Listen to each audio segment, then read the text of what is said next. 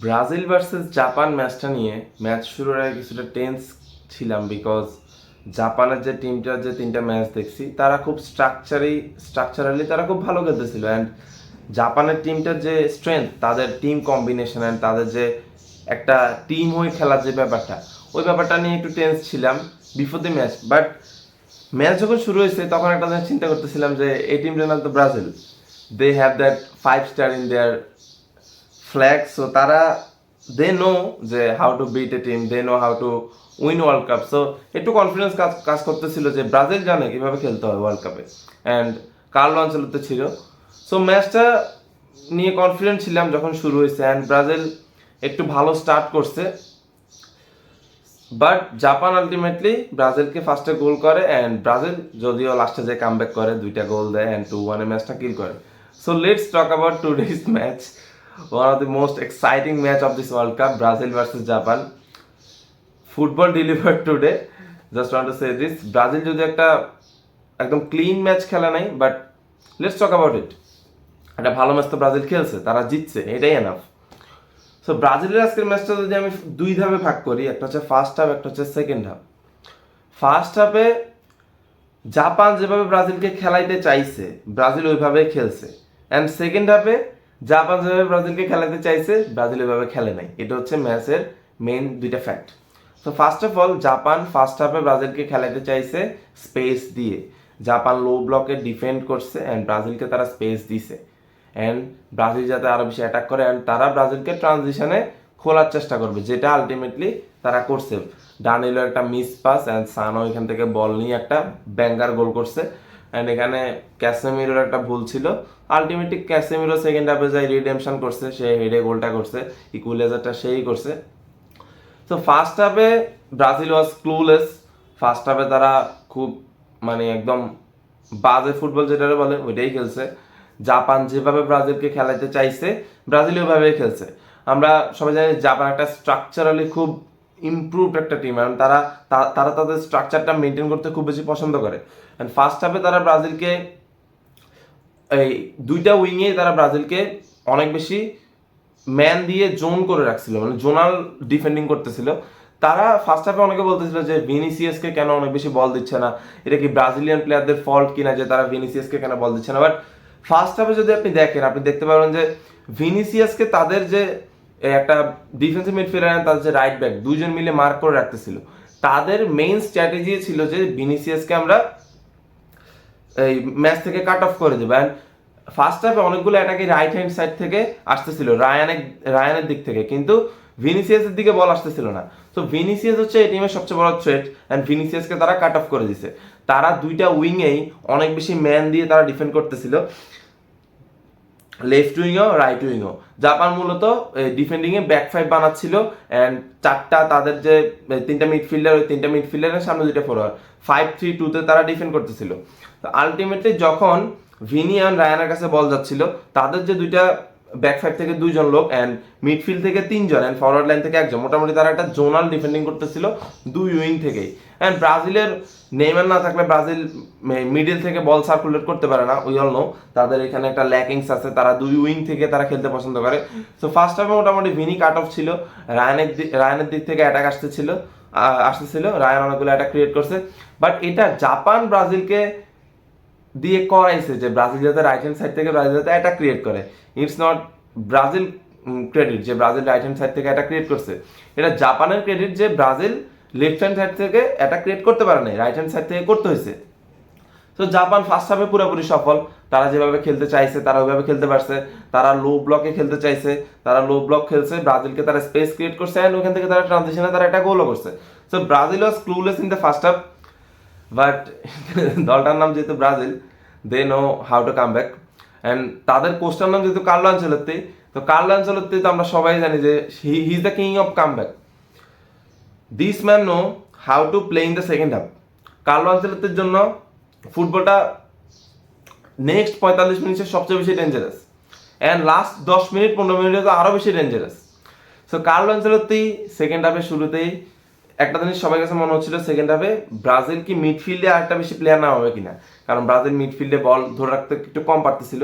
কিন্তু Carlo Ancelotti জাপানের খেলাটাতেই জাপানকে খেলছে। কার্লো আনচেলত্তি দেখছে যে জাপান ফরওয়ার্ড লাইন এই ডিফেন্সিভ লাইনে অনেক বেশি প্লেয়ার নিয়ে জোনাল ডিফেন্ডিং করতেছিল, তারা লেফট সাইডেও জোনাল ডিফেন্ডিং করতেছিল, রাইট সাইডেও জোনাল ডিফেন্ডিং করতেছিল। তো কার্লো আনচেলত্তি কি করছে, সে একটা বেশি ফরওয়ার্ড সে পুশ করছে, সে এনরিককে সে পুশ করছে। এনরিক নাম্বার 9 খেলছে, একদম proper number 9, and Cunha number 10 খেলছে। সো তখন ব্রাজিলের সামনে 4 জন ফরওয়ার্ড ছিল, অ্যান্ড এটাই ব্রাজিলের জন্য ওয়ার্ক করছে। তো ব্রাজিল জাপানের স্ট্র্যাটেজিতে জাপানকে সেকেন্ড হাফে গোল করছে। ব্রাজিল অনেক বেশি ম্যান পুশ করছে পেনাল্টি বক্সে, তো আলটিমেটলি এখান থেকে অনেকগুলো ক্রস করছে, অ্যান্ড ক্রসগুলা কিন্তু এরকম স্ট্রেটিশ ক্রস হয় নাই, হ্যাঙ্গিং আপ ক্রস হয়েছে, উপর দিকে উঠে ছেড়ে দিছে। এবার ওখান থেকে ব্রাজিলের যে লম্বা প্লেয়ারগুলো ওরা যাতে হেডে গোল করতে পারে, আলটিমেটলি ওই প্ল্যানটাই এক্সিকিউট করছে ক্যাসেমিরোর জন্য ফার্স্ট হাফে গোলটা হয়েছে। অ্যান্ড ক্যাসেমিরো ফার্স্ট হাফে তার একটা পুয়ার পারফরমেন্স ছিল ফার্স্ট হাফে, সে অনেকগুলা বল ঠিক মতো রিকভারি করতে পারে নাই। তো সেকেন্ড হাফে ক্যাসেমিরো ওটা পুষাই দিছে, গোলটা করছে। অ্যান্ড জোস একটা গোল ছিল, মোটা স্ট্র্যাটেজিক্যাল গোলে ছিল, অনেকে বলবে যে স্ক্র্যাপি গোল ছিল, হ্যাঙ্গিং আপ করে দিছে, হেডে গোল করছে, না, এটা ইটস এ ট্যাকটিক্স। সে দেখছে জাপান আমাদেরকে অনেকগুলো প্লেয়ার নিয়ে ডিফেন্ড করতেছিল, সো আমরা অনেকগুলো প্লেয়ার পেনাল্টি বক্সে পুশ করছি। অ্যান্ড ব্রাজিলের যে ব্যাপারটা, সেকেন্ড হাফের Brazil it was outstanding.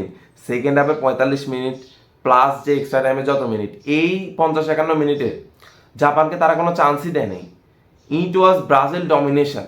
Brazil পুরা 45টা মিনিট তারা ডমিনেট করে ফুটবল খেলছে, অ্যান্ড তারা আরও গোল করতে পারতো, অনেকগুলা গোল লাইন ক্লিয়ারেন্স ছিল। তাদের যে গোলকিপার সুজুকি আউটস্ট্যান্ডিং গোলকিপিং করছে, কয়েকটা সেভ দিছে।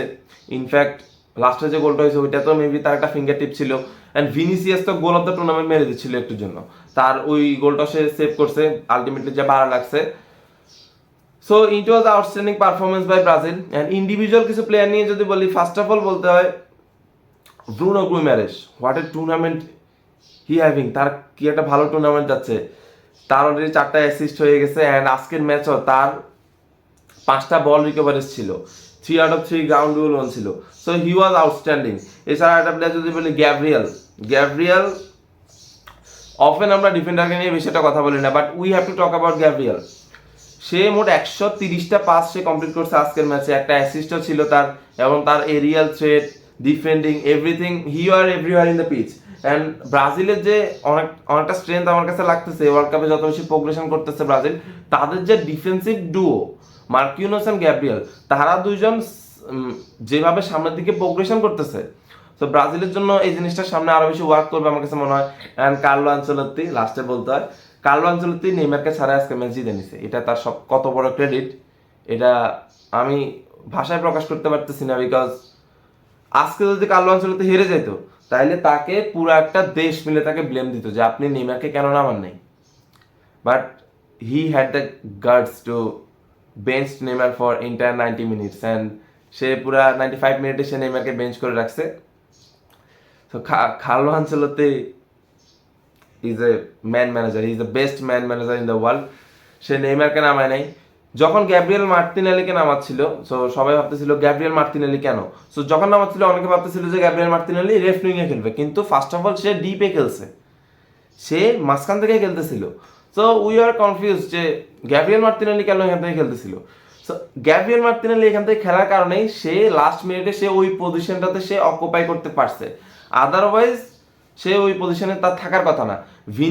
ভিনিকে আমরা দেখছি প্রথম 3 ম্যাচে কার্লো আনচেলত্তি ইনসাইড ফরওয়ার্ড হিসেবে ইউজ করছে, লেফট হাফ স্পেসে খেলার ট্রাই করতেছিল ভিনি। তো আজকের ম্যাচে যখন জাপান তাকে লেফট হাফ স্পেসে খেলতে দিচ্ছিল না, গোলমুখী তাকে খেলতে দিচ্ছিল না, তখন কার্লো আনচেলত্তি কি করছে, গ্যাব্রিয়েল মার্তিনেলিকে নামাইছে, মার্তিনেলিকে ওই ডিপ রোলটা দিয়ে মিডল থেকে খেলাচ্ছিল, অ্যান্ড ভিনিকে সে বলতেছিল যে আপনি ভিনি লেফটে খেলুক। সো এই প্ল্যানটাই ওয়ার্ক করছে। So Carlo Ancelotti knows how to play football, how to come back in this kind of game. So আজকের ম্যাচে ব্রাজিল ভালো খেলছে। তো অনেকে বলবে যে ভাই আপনাকে বিশ্বকাপ জিতে গেছেন, হেক্সা মিশন কমপ্লিট। ভাই ম্যাচ তো জিততে হবে, Japan is a respected opponent. তারা গতবার ওয়ার্ল্ড কাপও জার্মানিকে হারাইছে, স্পেনকে হারাইছে, এবারও তারা নেদারল্যান্ডের সাথে তারা ড্র করছে। আজকের ম্যাচের আগে তারা এই ওয়ার্ল্ড কাপে তারা হারে নাই। অ্যান্ড জাপানের একটা স্ট্রাকচারাল টিম, তো তাদেরকে ব্রাজিল 2-1 হারাইছে। এনাফ একটা উইন, নট আউটস্ট্যান্ডিং উইন, একদম তাদেরকে যে ট্রাস্ট করে দিছে এমন না, বাট ওয়ার্ল্ড কাপে সবাই খেলতে আসছে, সবাই একটা স্ট্র্যাটেজি নিয়ে আসছে। So feeling sad for Japan. এই ওয়ার্ল্ড কাপ আমার কাছে মনে হয়েছিল যে জাপান কোয়ার্টার পর্যন্ত মিনিমাম যাবে, বাট আলটিমেটলি তাদের ম্যাচটা পরে ব্রাজিলের সাথে, সো ব্রাজিলের সাথে তারা হেরে গেছে।